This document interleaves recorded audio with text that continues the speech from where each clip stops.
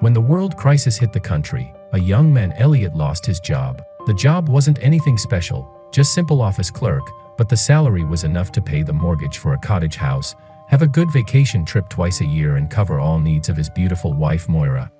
First few weeks were quite simple. Elliot still had a hope to find a new job and their savings were enough to pay checks. But days passed and every time Elliot checked his mail to see the responses for job vacancies, he shivered from disappointment, rejected, one time after another.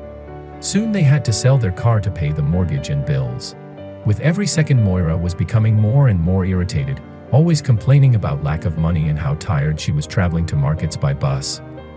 One morning Elliot woke up to unusual silence. None was murmuring in the kitchen, the coffee machine wasn't working, just dead silence all around the house. He walked around and saw a note on the kitchen table. "I'm done. I'm fed up with you, loser. Don't try to find me, it's over. Moira." Elliot was overwhelmed with the pain of betrayal and loneliness. He spent remaining cents on cheap whiskey from the local store and soon it became routine for him to drown his grief in liters of alcohol. Unable to pay bank bills, he lost the house and wandered around the town, sleeping under the skies or in the subway. Once he saw Moira, in a pretty yellow dress, sitting next to the ugly aged man in a fancy cabriolet. His life was worth nothing. So Elliot decided to end it. He went to the bridge over the river, climbed the guardrail and looked down to the deep raging river. Elliot didn't know how long he had stood on the guardrail when he felt someone's warm touch. There was a man in black, thin and tall, a man in his 50s. "Don't," the man said, "there is nothing more precious than your life." Elliot came down, they sat on the grass and talked for hours.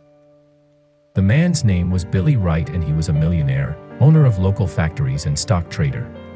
He told Elliot his story, how he worked hard to earn much, never having a chance to have family and kids, and now, being one of the richest people in the region, he was having a rare kind of cancer, an incurable disease, and even with his money he couldn't extend his life. However, he liked Elliot very much and decided to help him.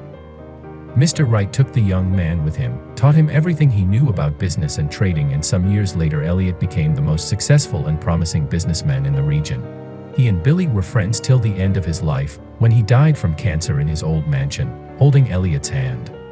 Mr. Wright left Elliot everything he owned. Years later, driving his Rolls-Royce, Elliot nearly hit a strange woman with tangled dirty hair and worn-out clothes. He rushed out of the car and when the woman turned her face, he saw the well-known features. It was Moira, miserable, homeless and looking older than she was.